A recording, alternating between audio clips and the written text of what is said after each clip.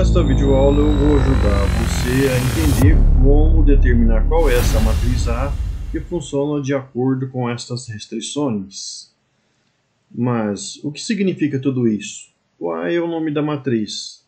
A e J é a representação genérica para cada termo da matriz, sendo que o I ele representa a linha ocupada pelo elemento da matriz, e J representa a coluna ocupada pelo elemento da matriz.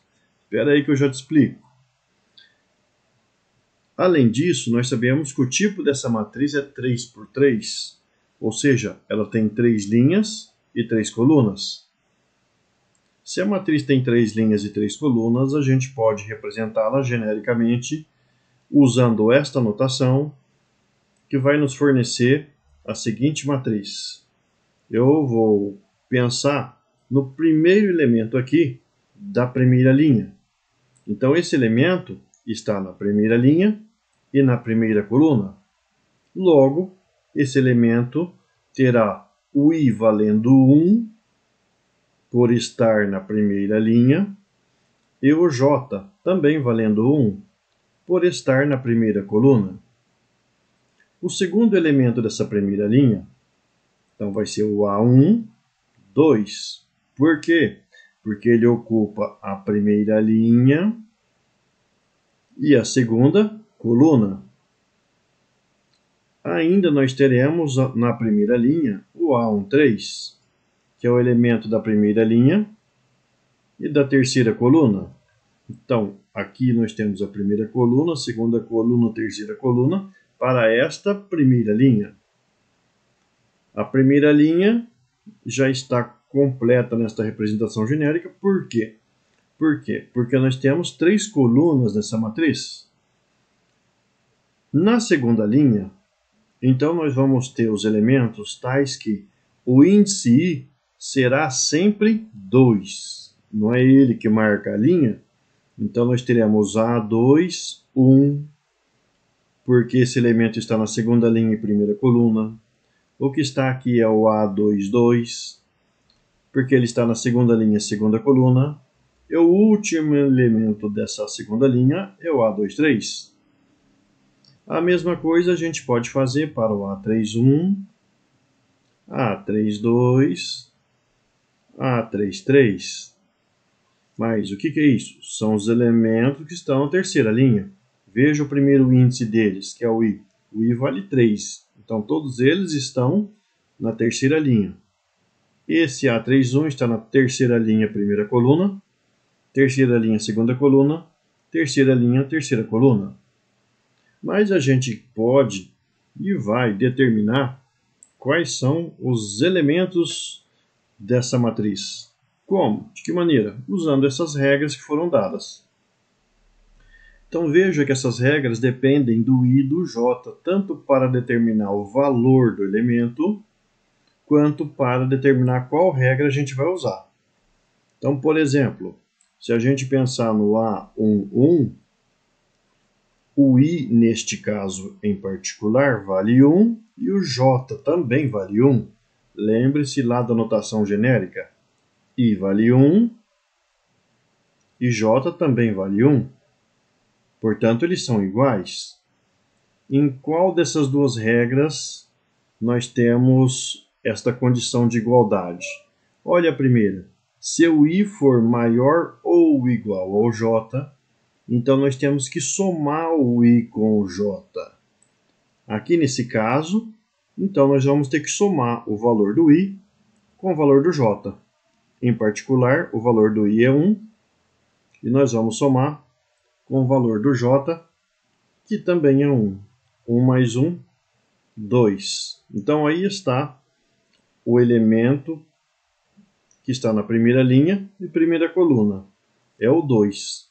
Então, lá na matriz A, nós podemos escrever 2, lá no primeiro elemento da primeira linha. E o A1, 2? Neste caso, o I vale 1 e o J vale 2. Vamos procurar qual regra nós vamos usar. O I é menor do que o J aqui. 1 é menor do que 2, então I é menor do que J. I é menor do que J, então a gente faz a diferença entre o I e o J. Então aqui a gente tem que fazer o I, que no caso em particular é 1, menos o 2. 1 menos 2 é menos 1. Então o elemento que está lá na primeira linha e segunda coluna é menos 1. E o último elemento da primeira linha, que é o A13. De novo, o 1 é menor que o 3. Aqui no caso o 1 ele representa o I, o 3 representa o J. Então nós temos o I menor do que o J. Nós vamos usar essa diferença. Ou seja, fazer I menos o J. Pensando que o I e o J aqui neste caso assumem esses valores. 1 menos 3 dá menos 2. E foi-se aí então a primeira linha. Conseguimos determinar. Nós vamos fazer algo semelhante para as outras linhas. Para a segunda linha, nós teremos o A21. O I é maior do que o J. Logo, a gente vai usar a primeira regra, que ela é válida para o I maior ou igual que o J. Ou seja, vamos somar os elementos. 2 mais 1. Somamos os índices. Somamos o I com o J. Então é 3. Para o segundo elemento da segunda linha, é o A22, vale a igualdade. Então a gente vai usar de novo a soma. Vamos somar o valor do I com o valor do J. 2 mais 2, 4. E para finalizar a segunda linha, nós temos o A23. Neste caso aqui, o 2, que é o I, é menor do que o 3. Então vamos usar a segunda regra, 2 menos 3, que é menos 1. A segunda linha está completa, falta a última, que é formada pelo A31, A32, A33. Vamos comparar o I com o J. Nesse caso aqui, o I é maior do que o J. Vale a primeira regra. Vamos ter que somar os elementos. 3 mais 1, 4. De novo, o I é maior do que o J. Vale a primeira regra. Vamos ter que somar. 3 mais 2, 5. E o I é igual ao J. Vamos ter que somar os dois. 3 mais 3, 6.